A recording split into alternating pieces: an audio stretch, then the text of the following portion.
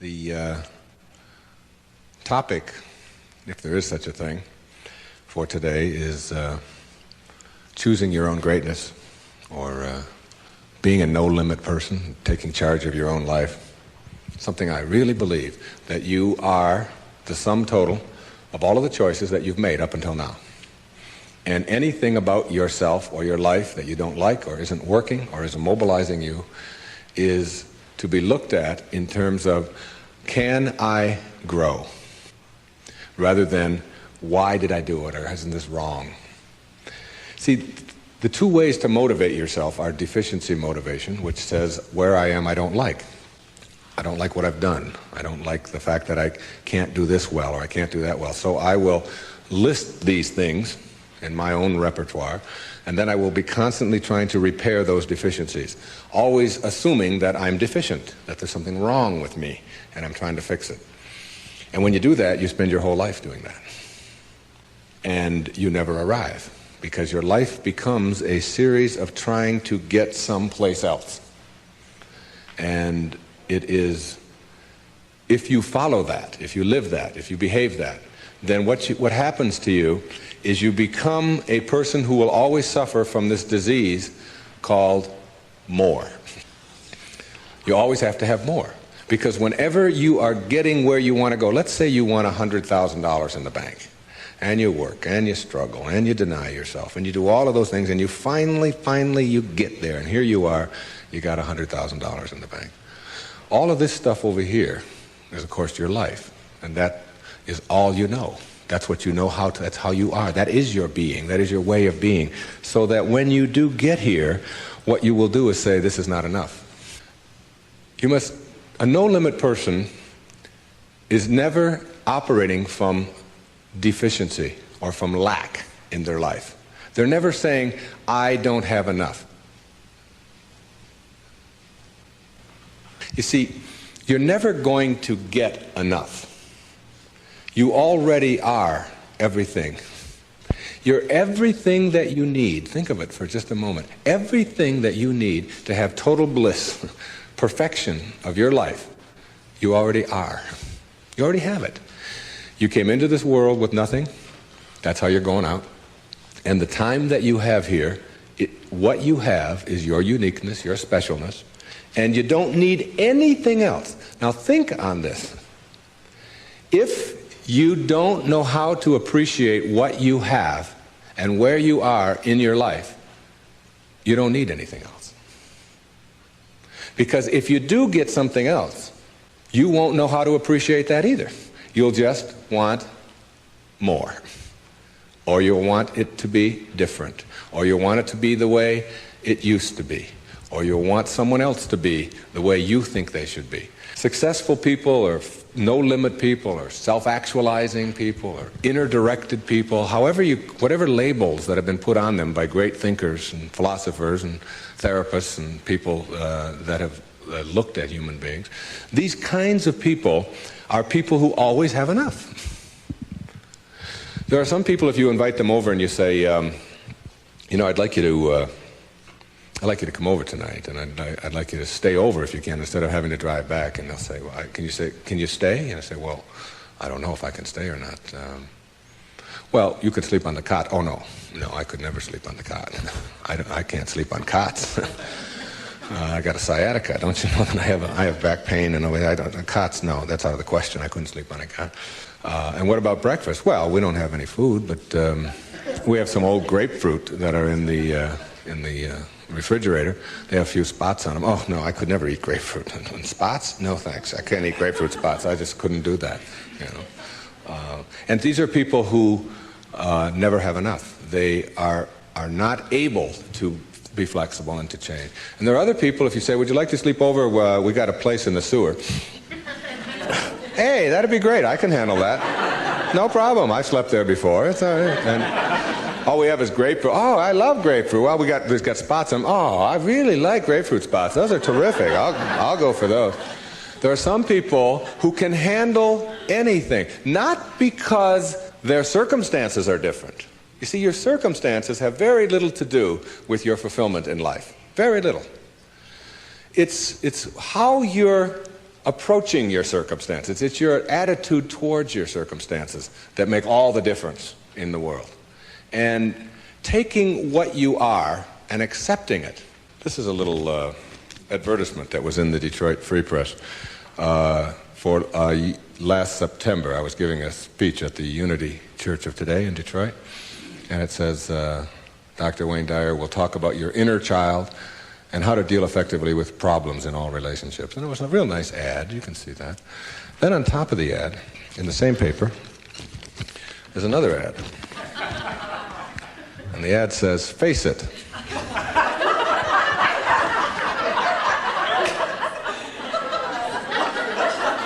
Right on top of my ad, there's no hiding from hair loss. And they got a picture of a guy with a box over his head. And they have a before and after guy there. And the after guy looks like he's just found fulfillment. And it says, you can't run and you can't hide. Hair loss is a problem, and unless you take action, it will continue. Now, we've got to look at this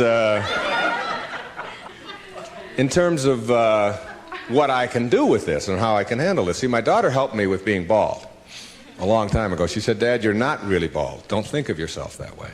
She said, you're just about this much taller than your hair. That's all.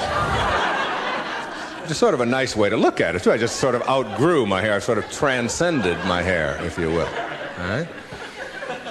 No limit people are human beings who take what they are and accept it, and don't tell themselves that somehow they're deficient because of anything about themselves. This is a very crucial concept for me and for virtually all of us. It's this idea of taking your life in your own hands and being the kind of person that you choose to be, and understanding that everything that comes your way is an opportunity, is a blessing. And it wasn't until I learned how to celebrate virtually everything that came my way that I was able to transcend it. You see, everything that was given to us by God, whatever that is perfect. No one can deny the mountains are perfect, and the rivers are perfect, and the birds are perfect, and the hippopotamuses are perfect, and so on. This is just what was given to us. Everything else that you have on our planet, that we have on our planet, comes about as a result of thinking. Thinking. Thought makes it so. All right? This microphone comes about as a result of thinking. Somebody imagines it. Somebody then tells somebody else about it, and it creates it. The dress that you're wearing, this shirt that I'm wearing, the shoes that you have, the stage, these cameras. Everything that you see that wasn't given to us was created by man as a result of the way that we think,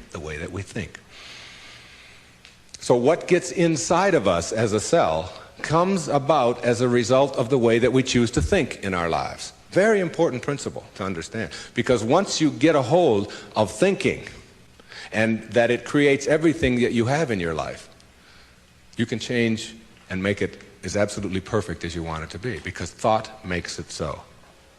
Creative visualization is what we're talking about here.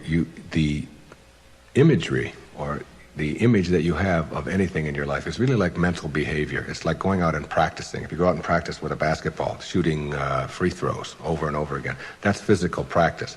Imagery is mental practice. It's mental behavior. When you have an image that you can succeed at something, when you have an image that you can do it rather than that you can't do it, when you get into your car and you have an image that you're going to find a parking place rather than that there'll be no place to park, so you're not looking for no place to park, you will start acting on the image that you have, very much like you will start acting on the practice that you have when you're shooting baskets or when you're hitting a forehand or working on your soup or anything else that you're doing. Bucky Fuller, who I served with on the Hunger Project Advisory Council for 9 years, who died not too long ago, said that 99% of who you are, you can't touch, you can't see, you can't smell.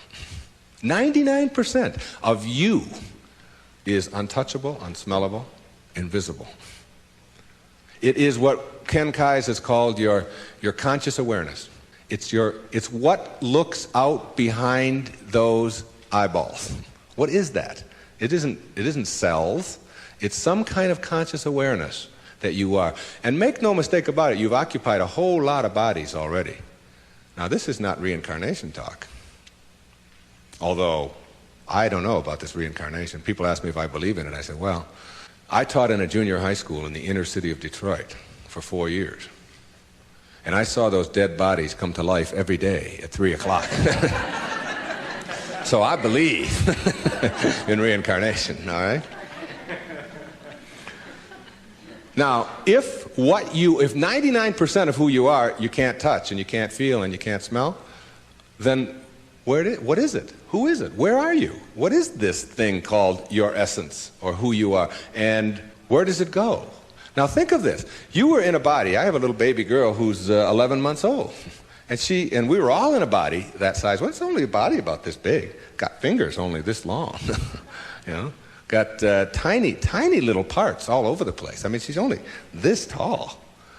Now, is that her? Is that her essence? Because I have other children who are much older, and I am much older than that, and I can remember being 3 and being in a different body. Still me, still my essence there, different body, totally different, doesn't even look anything like when I was 11 months old. And then I was 13 and had a funny body at 13, but still my essence was there in a whole new body. Hairs growing all over the place that I didn't understand, all kinds of things happening to it, you know. Then hairs falling out of it later on, you know. Looking at those hairs that fall out and say, what held it in yesterday? You know, I don't know. I don't even understand that, okay? And so it's like who I am has been in many, many bodies already, all right? And that essence, you see, everything on our planet that is alive can never die. It can never die. Life doesn't die.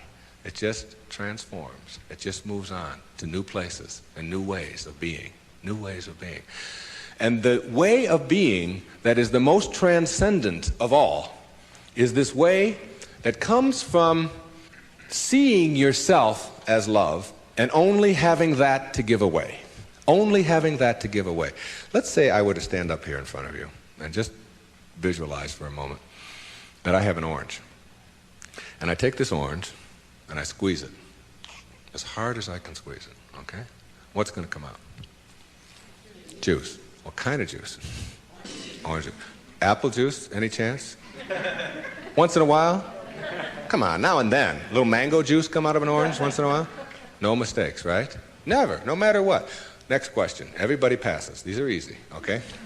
Why, when you squeeze an orange, as hard as you can squeeze it, does orange juice come out? Because that's, not because it's an orange, because that's what's inside, isn't it? On our planet, when you squeeze something, what comes out of it is what's inside. Not too difficult, all right? Does it matter if your mother squeezes the orange? Does it matter what instrument she uses? Does it matter if you just had your period and then you squeeze an orange? Does it matter if your boss squeezes it? How about if your kids do it? Your kids squeeze an orange. Does it matter? Does it matter what time of day? Suppose they do it at noon, all right? How about at 4 in the morning? Does that matter? Whenever you squeeze an orange, the only thing you get out is what's inside, right? No arguments. Same thing works for you. Same principle works for you. It's a principle of the universe, all right? Someone squeezes you. That is, someone puts pressure on you. Someone says things about you that you don't like. Someone puts attention on you, whatever. Your boss says something to you that you don't like. And out of you comes anger. And out of you comes hatred. And out of you comes fear. Or out of you comes stress. Or out of you comes tension. Why? Is it because of your boss and the way they squeeze you? Never. Is it because of your mother? I mean, she really can be a pain sometimes, right? Is it because of your children? No. What comes out of you always when someone squeezes you is what's inside. This is the vital principle of being a no-limit person. It's so crucial to get this and understand that. That if you have any hatred in your heart for anyone in this world, or any anger, or any fear, or any of those things, it has nothing to do with the rest of the world.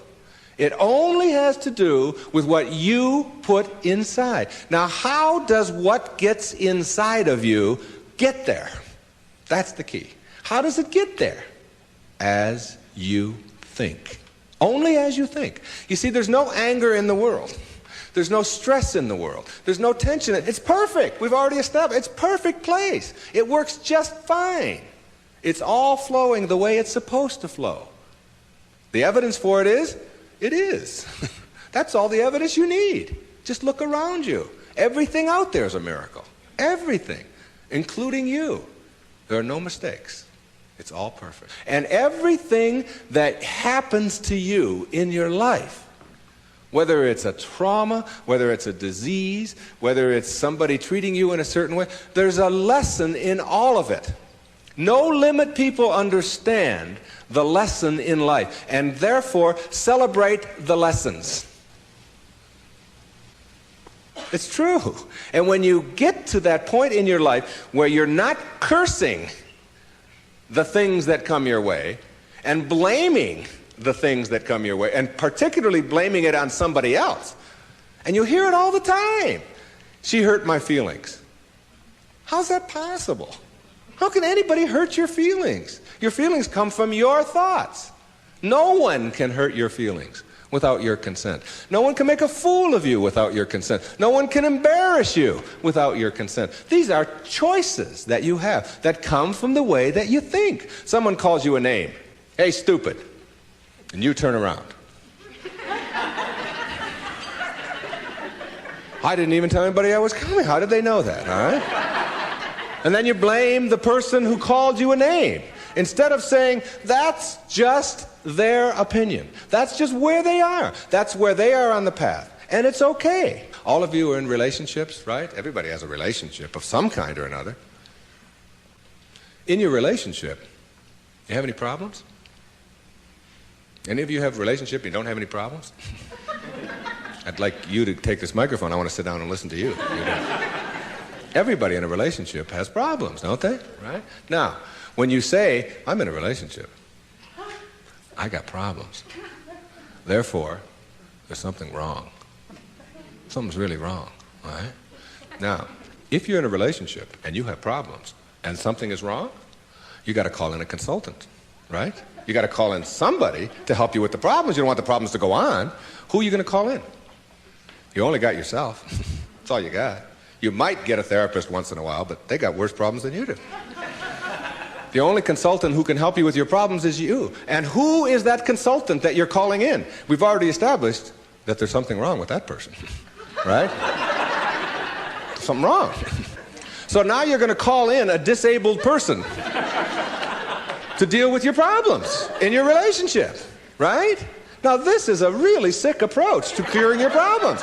You got somebody who says, we got a problem, you don't talk to me and I didn't talk to you, and you came home late last week and this week I called you and you didn't call and I was supposed to call you and then you didn't do it, and how can you do that? Now this is the consultant you're calling. Excuse me, will you come in and help us? I don't know if I can help you or not. I didn't come home. I didn't. That's the person you got to deal with your problems. All right? Now what you can do is you can change all of that around. You can say, I'm in a relationship.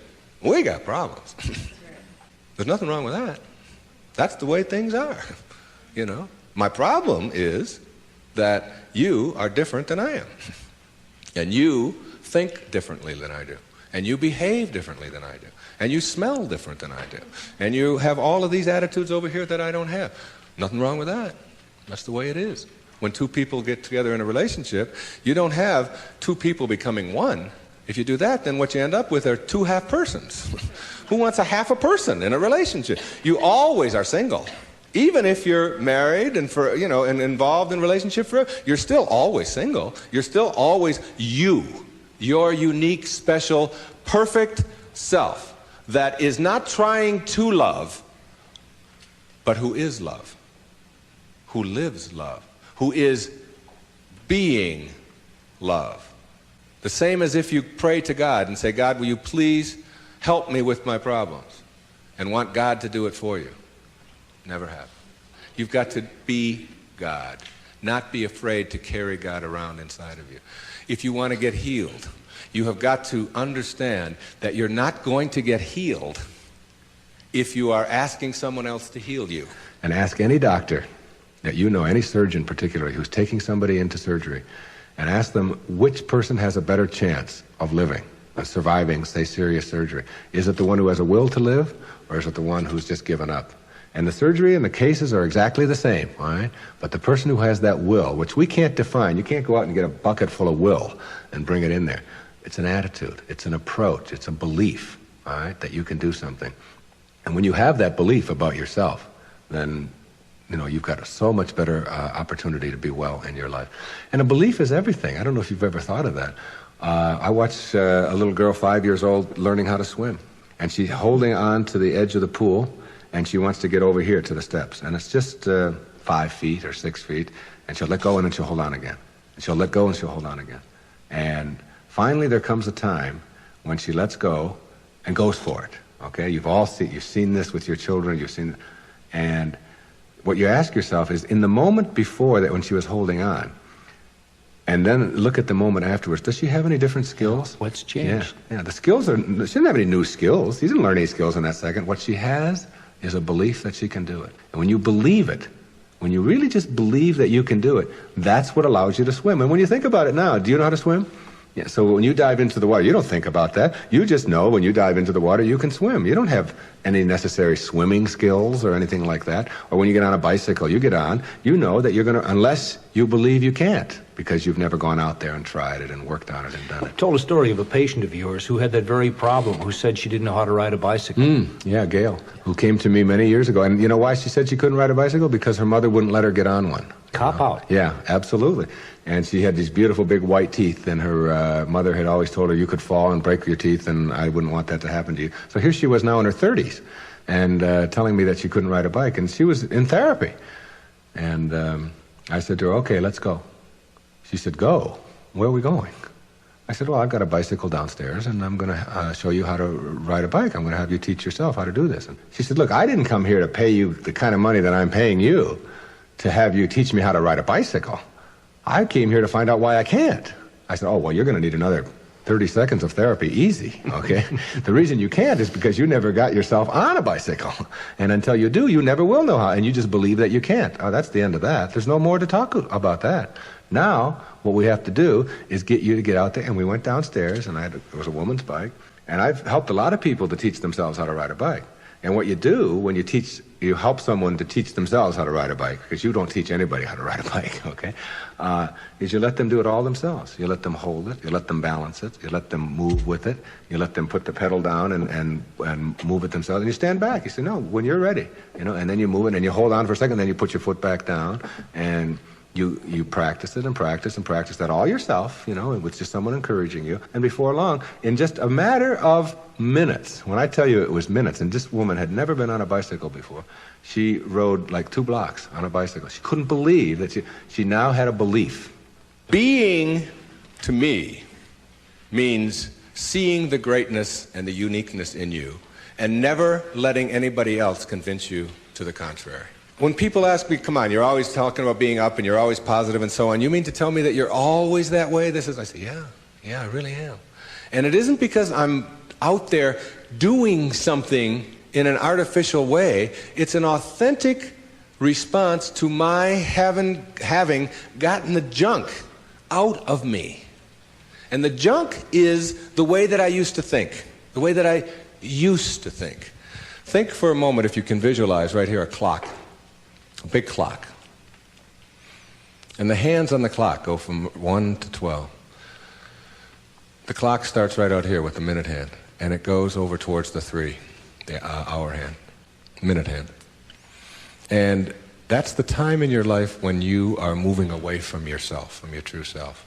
That's the time when you are trying to put other people down, trying to prove that you're bigger and better than somebody else, trying to make yourself right all the time, as opposed to being with somebody else. It's like you're moving away, and a lot of people spend a lot of time moving away from their true self, because your true self is this little child, is this beautiful little child inside of you that has only love and acceptance for everything in the world, and no dis-ease, no absence of ease.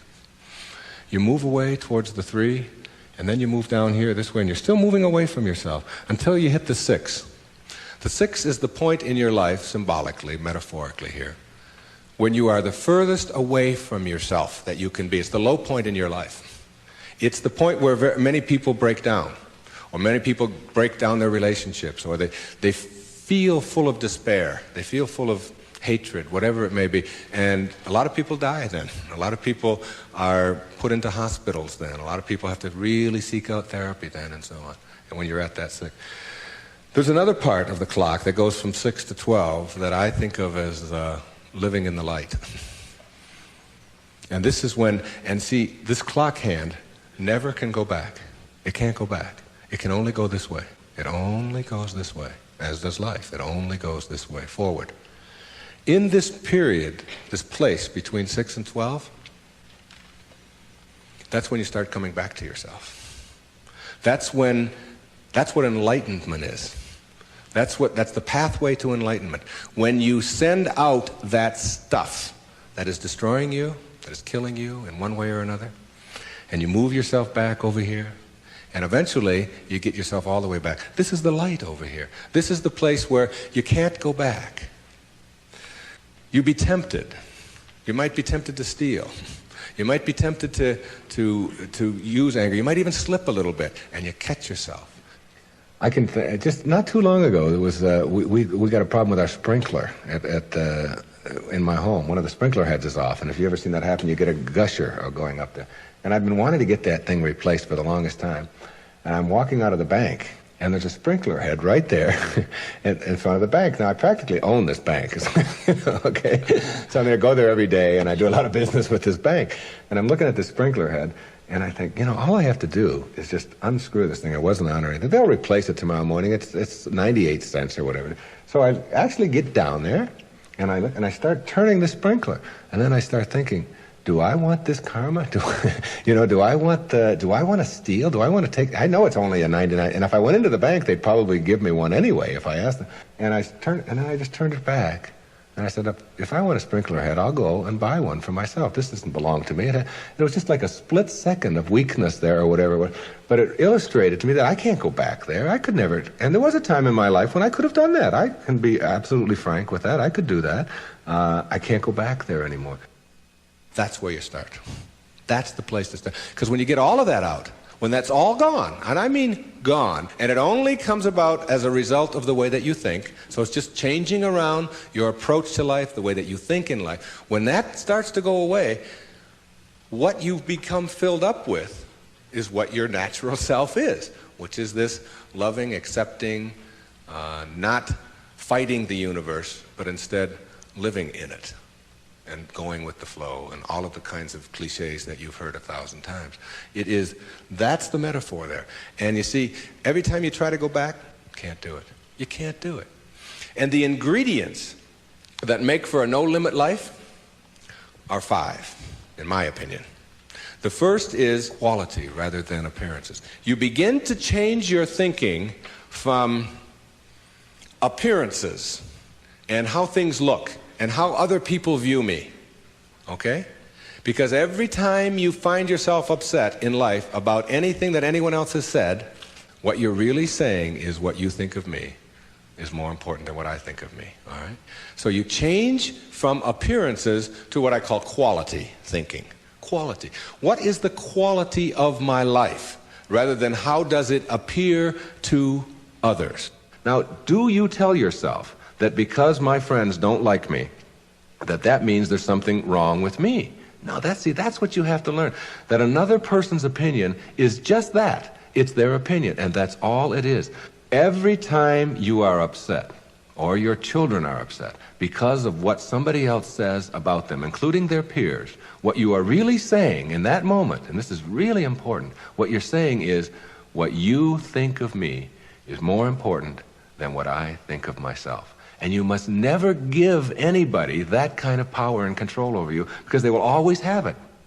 The funny part about approval, for those of you who really want it, Now, I'm here to tell you that I like approval. I enjoy it. I find it one of the most exciting things in the world. I like it when people read my books. I love it when people applaud. I like it when people tell me nice things and all. I like approval. I'm the first one to admit it. What I don't do is I don't need approval. There's a big difference between wanting approval and needing approval. When you need approval, it means you become immobilized when you don't get it, from making other people's opinions more important. Now, for those of you who say, yeah, but I want approval and I need it, and if I don't get it, and so on, then understand this. The people who get the most approval in life are the ones who care the least about it. And the ones who get the least approval are the ones who are always going after it. So if you want approval in this paradoxical way that I'm talking about it, stop needing it.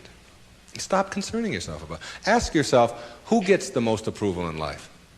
Think of the person that gets the most approval, and you'll see that that person couldn't care less what other people are thinking. They're so busy being, they don't have time to notice what their neighbors are doing.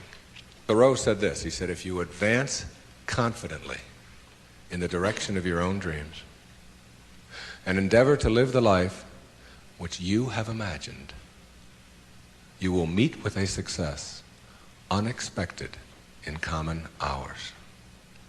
What that means is that success is not something that you can get in life. Success is an inner process. Success is something that you bring to everything you do in your life.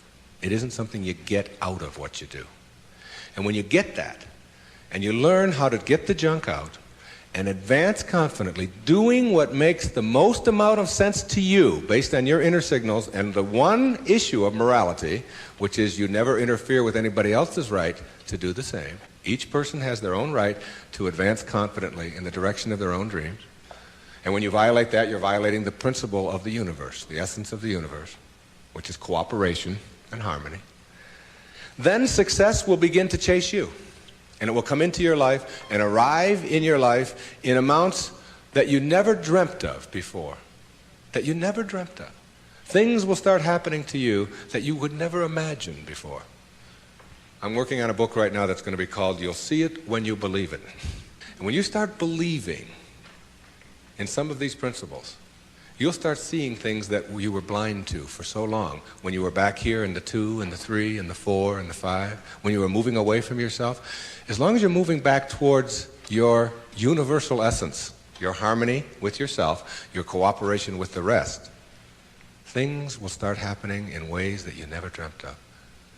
Jung called it synchronicity. And it's a term that we use to explain how unexplainable coincidences sort of happen in our life. And how come these things happen? I'm going to share a couple of those with you before we leave. The quality versus appearance in your life means that you get that inner candle flame working in a way that gives you quality, independent of what other people think of you. Maslow, in defining self-actualizing, no-limit people, said they are independent of the good opinion of other people. Of the good opinion of other people. Independent of it. They're so busy advancing confidently, doing the things that make sense, and bringing success to changing their baby's diaper, and bringing success to weeding their garden, and bringing it to the job. They bring it on the airplane, so that when they run into somebody who is rude to them, a stewardess that is rude, they don't see it as an attack on them. It's just where they are, and they send them love. Help them a little bit, you know. They're kind. When somebody wants to get in on the freeway, and they're one old temptation when they were on the 1 to the 6 side was to say, oh yeah, nobody's getting in front of me, I'm getting there first. It's like they slow down a little bit. They don't have all that type A stuff of having to beat somebody else and having to defeat somebody. It's a new way of being. It's a way of quality where your harmony allows you to cooperate, and you are a part of what this whole thing is about. New way of being, quality rather than appearances. Another new way of being, very important. Living your life on ethics rather than rules.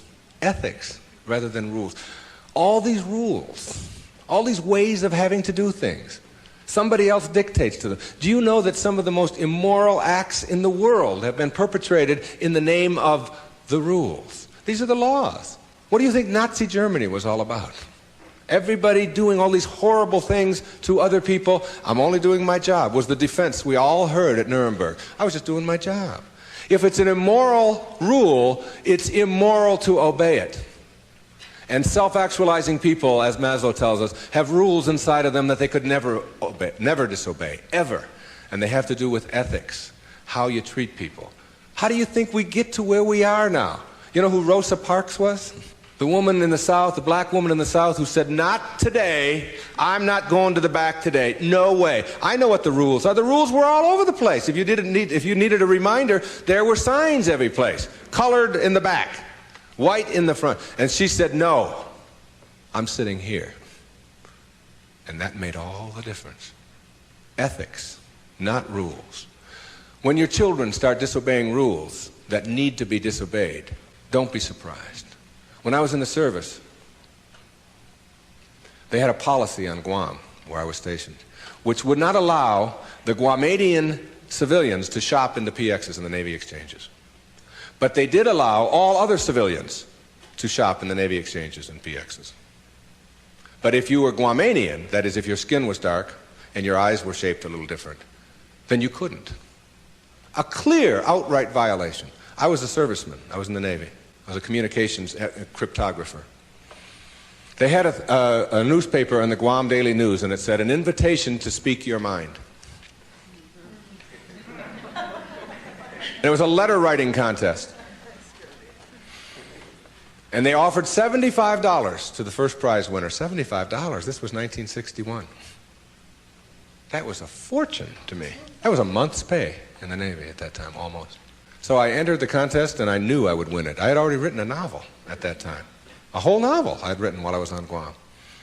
I knew it wasn't going to be a contest. I felt sorry for the other people entering it. I knew I was going to win this. Unfortunately, I didn't realize that when you're in the service and you have an opinion and you don't submit it to the chain of command, that you can be court-martialed for that. So the headlines on next week's Guam Daily News were, U.S. sailor assails policy of discrimination. Big, hot stuff, all right? And I was called before a vice admiral, commander, Naval Forces, Marianas Islands, and threatened with a court-martial because I had disobeyed the rules, even though the rule was immoral. There are lots of them like that. And when I went in and they threatened me with a court-martial, I told them this was my battle plan. They didn't have Xerox machines in those days, so I had to get a lot of carbon paper. I wrote a letter to President John F. Kennedy, and I wrote a letter to the Secretary of the Navy, and I wrote a letter, my hometown was Detroit, I wrote a letter to the Detroit News and a letter to the Detroit Free Press, telling them what was happening to me as a result of just expressing my opinion about an immoral act that was going on over here on Guam. And I showed the naval vice admiral my letters right there. I said, I've only sent the one to the president and the secretary of the Navy. These letters go to the newspapers across the country. There was one there to the New York Times as well, and the Los Angeles Times. It was, and I just spread them out before him. I said, if you court-martial me or punish me in any way for this, then what's going to happen is the world is going to find out about this policy. And I'm prepared. I'm ready. I can handle it. And I was 20 years old at the time, or 21. Not only did I get a blessing from that, because all things come in blessings for you, I got out 90 days early. And they stamped on my record, P.I., because the president took it up and sent it to the secretary. Must have. And I never heard from him, but the P.I. on your record means political influence. And they don't like anybody with political influence in the military. And as soon as they saw that, they said, this is somebody we probably will be giving a discharge real soon. There was no court-martial. And in September of 1962, a brand new policy was initiated on Guam, which allowed any civilian to shop in the Navy exchanges. And it came about as a result of someone saying, these rules are immoral, and therefore it's immoral to obey them. New ways of being ethics rather than rules. And when your kids want to know why, how come these rules are so stupid? How come we have to do this? Encourage them to change them. My mother always did that. She would have to help me get out of the messes that I got myself into, because I did it in my impetuous youth. I would just, when they would say to me, what's more important, your job or school? I was just honest. I said, my job, of course. That's how I felt in those days. But what you do put out in the world is exactly what's coming back to you. And if you find things coming back to you that you don't like and don't understand, don't ask yourself why these things are coming to you. Ask yourself what you're doing to make them come back to you. And when you start putting the responsibility on yourself, you'll start seeing dramatic changes. Dramatic changes. A new way of being. Instead of ethics, instead of rules, ethics. Another new way of being. Instead of looking all your life for achievements and externals, try living your life on knowledge for the sake of knowledge. Knowledge instead of achievement. For the sake of knowledge. Being in a context in which you don't have to collect a lot of merit badges. You don't have to collect a lot of awards and other people's value judgments.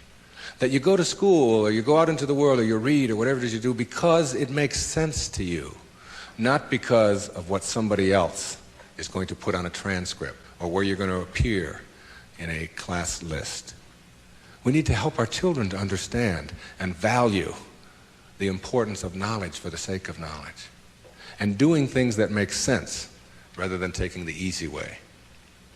Knowledge rather than always trying to achieve. We're in an achievement-oriented society, which tells us that we evaluate and judge a human being based upon how many achievements he has. But most of the people who get caught up in that trap and are always in this circle of trying to get ahead, trying to always get ahead, their reward for that almost always is higher blood pressure, ulcers, early deaths, and even things like cancer, we're beginning to find out, are related to the kinds of stresses that we have. And remember, it's a perfect universe. There's no stress in it. There's only people thinking stressful thoughts. And when you put that pressure on yourself to always achieve and get ahead of the other guy, you miss what it's really all about. There's nothing wrong with goals. It's falling in love with them that's the problem. It's not being able to be flexible and alter them. If you have a goal to get here, to get $100,000 in the bank, to get to this promotion, to get 2 cars in your garage, to whatever it is that your goal is, and you're on your way to that, and you're always working at the goal, all of this stuff on your way to the goal is called striving, and that's what you learn, striving. And striving is a very low-level place to be. When you get to your goal, because all you've ever known is striving, you will just always suffer from this disease called more. You will just upgrade your goal to $200,000, 4 cars and 2 houses and another wife and a younger one and all of these kinds of things. If you have a goal and you understand that every step along the way is a present moment to enjoy and to live, then the goal won't become any obsession. I don't have any goals in my life. People ask me, where are you going to be 5 years from now? What are you going to be doing? What's next for you?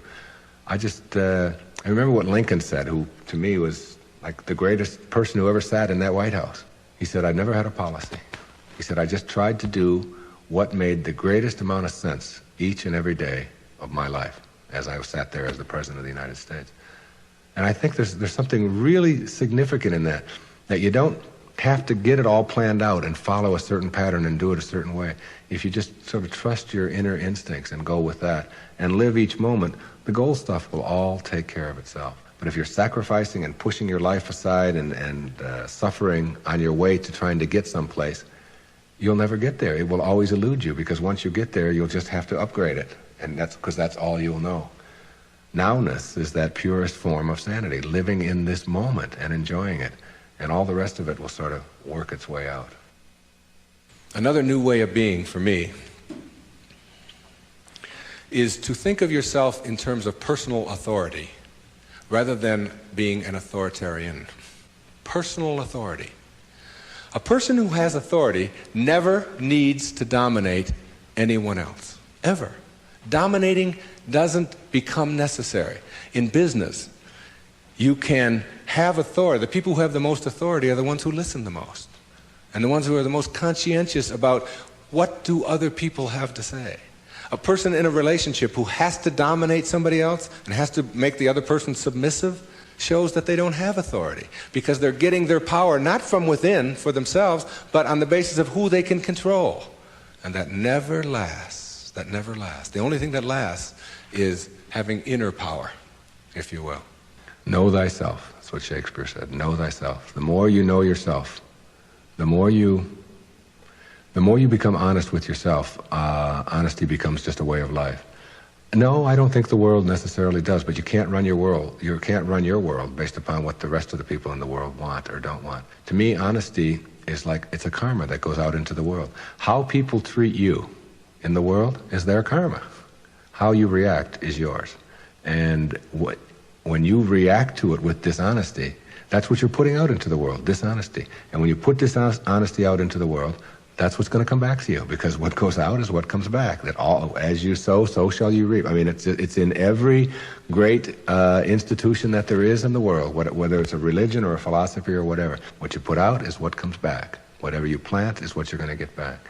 And the more that you put out honesty, just because it's what you are, because you are being honesty, you're not trying to be honest, you're just being honesty, then that's what will come back to you on a regular basis. And when it doesn't, you'll just see that as another test for you to pass. And finally, a fifth way of being that is new, for me, it has become a way of life. It's called serenity instead of acquisitions. The more you try to acquire, the more you try to get, the more you try to collect in your life and evaluate yourself on the basis of that, the less serenity you're going to have. More is less. It's almost a secret of the universe. Serenity means inner peace. It means that you can find joy in every moment that you have in your life instead of always looking for it. It means that while you are driving along the countryside, and seeing, instead of saying, oh, I'm on my way to this point, that you can open your eyes and see it with new eyes. See the rolling mountains, see the grass, see the deer, see the sky. You can just stop wherever you are in this second, wherever you are, and just look around you, and you can begin to appreciate just your surroundings and your environment. Then you can begin to appreciate the people that are in your life, and even the ones that are negative and you're having the most difficulty with. You can practice a new way of being with them, which is sending them love, sending them flowers, send them books, send them a tape, send them something, and just see what kind of reaction that you get. Super emotional health is just an attitude. An attitude is everything. I want to summarize these new ways of being and give you the most important ingredient on the path as we leave. I said that it's quality in your life to be focusing on rather than appearances, and it's ethics rather than rules, and it's knowledge rather than achievement all the time, and it's being personally an authority on yourself rather than authoritarian and trying to be dominating someone else or to be dominated, and serenity, which is the name of my little girl, my youngest daughter, Serena, rather than acquisitions and accumulations and trying to prove yourself that way. And when you get that serenity, which comes from the way that you think always, then you will replace all of the other junk that keeps you back here between 6 and 1 on that clock. And once you get past it, you'll never, ever be able to go back. Because the light, living in the light, is a way of being that if you're not there, you don't get it yet. But once you see it, and once it begins to take over your life, you can never go back. That is your purpose. Your purpose isn't to try to be loving. Your purpose is to be love, and only have that to give away. Well, but there's one other ingredient, and it's really crucial. Forgiveness is the vital ingredient on the path of enlightenment. And if you don't know how to do it, then practice sending out love. Take the person or the people that you're having conflict with, any place in your life, send them something. You don't have to even do it physically. Just send them something that comes from inside. And what's inside is how you choose to think. And if you can make that love and do that, and that is to me the test. Not whether you can love someone when they smell good, when they do everything that you're supposed to, but whether you can love someone who has sent you hate or anguish in your life and send it back. You don't have to forget. You don't have to go back. But you got to get it out of you because it is blocking you and holding you back. And when I said you'll see it when you believe it, all my life I had wanted to write fiction, a parable. 3-4 years ago, I decided to go off to Hawaii, to Maui, to Kaanapali Beach, and to write. Now, the books that had made the most difference in my life were The Little Prince, Candide, Siddhartha, Jonathan Livingston Seagull, Illusions, Alice Through the Looking Glass, Gulliver's Travels, parables, teaching parables, stories that can tell a message.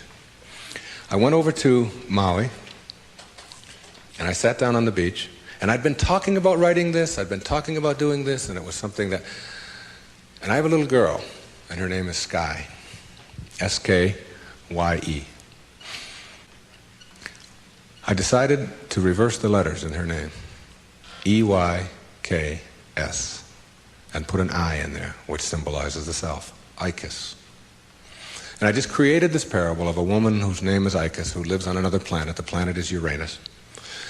And it's a duplicate mirror image of Earth, only Icus can only see things as they are, not as we would like them to be. And therefore people are neurotic on Uranus because they have to be. She gives the anxiety attack report, if you will, because anxiety really does attack over there, and tells about anxiety coming in on the weekends and so on. Well, my visitor in my parable goes to Uranus, meets Icus. She cannot understand, as he describes Earth, why people would be neurotic by choice on Earth. Why would anybody be unhappy or depressed or miserable when anxiety doesn't attack, and when elevators really don't scare you, and when if you want a complex on Uranus, if you want to give a complex to your wife, you go to the store and buy one. And she says, what happened? Well, my husband gave me a complex, and it's true. Whereas on Earth, if you have a complex, it's because you've chosen to have one. She can't figure it out, okay? So she comes here, observes our people, and begins to see the secrets of the universe, and gives us these secrets, talks to the top leaders in our field. And that was my parable, and I wrote it, and she gives all of these wonderful secrets, some of which I've been talking about here today. But what I want to tell you is that my wife gave me a license plate, and the license plate says Icus, okay? It's a vanity plate. And I was pumping gas on Federal Highway in Fort Lauderdale, Florida, and a little man from Greece came up to me, and he said, what means this Ephies? Which is how you say that in Greek. And I said, well, that's just a word. It's my daughter's name spelled backward. It's a parable that I wrote. He said, no. He said, in Greek, that's a word. I said, what could that word be? He said, it means best wishes for all. You'll see it when you believe it. The great, big erroneous zone, the cosmic erroneous zone. If you get this one, you'll have it and understand it all. There is no way to happiness. Happiness is the way. God bless you. Thank you for being here.